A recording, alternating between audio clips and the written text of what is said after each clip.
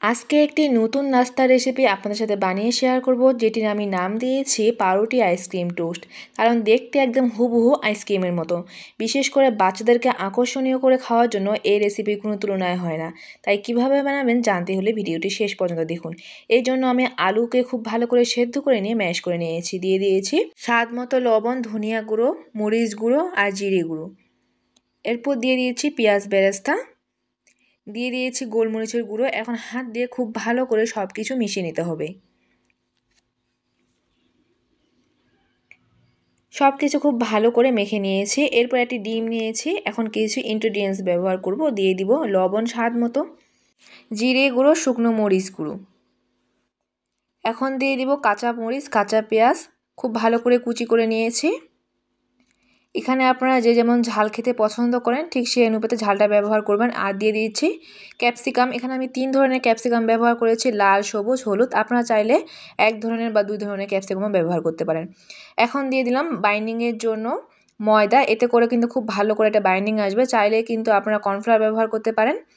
এই রেসিপির মূল আকর্ষণ হচ্ছে এই পাউরুটি আর হচ্ছে কাবাব কাঠি। তো এখন আমি পাউরুটির স্লাইসগুলোকে খুব ভালো করে দুভাগ করে নিব একটি কেচির সাহায্যে।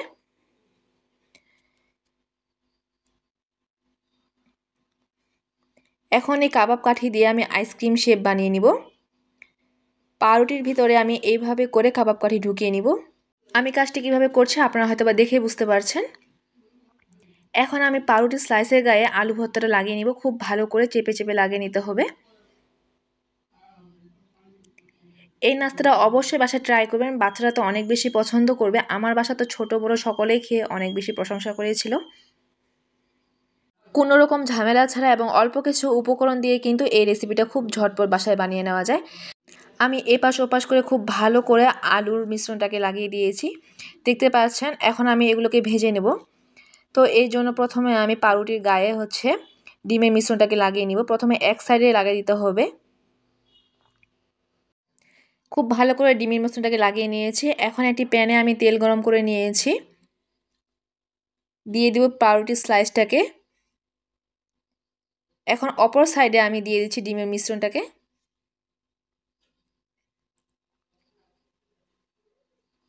এক সাইড ভাজা হয়ে গেলে অপর সাইড উল্টিয়ে দিব। আর চুলার আঁচটাকে অবশ্যই লো আঁচে রাখতে হবে।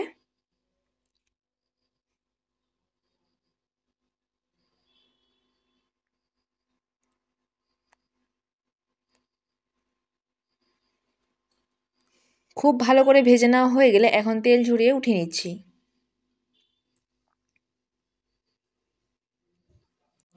দেখতে পাচ্ছেন কতটা সুন্দর হয়েছে, একদম দেখতে কিন্তু আইসক্রিমের মতো। তাই আমি নাম দিয়েছিলাম পাউরুটি আইসক্রিম টোস্ট। আশা করি ভিডিওটি ভালো লেগেছে। যদি ভালো লেগে থাকে তাহলে লাইক, কমেন্ট এবং শেয়ার করতে ভুলবেন না। সবাই ভালো থাকবেন। আল্লাহ হাফেজ।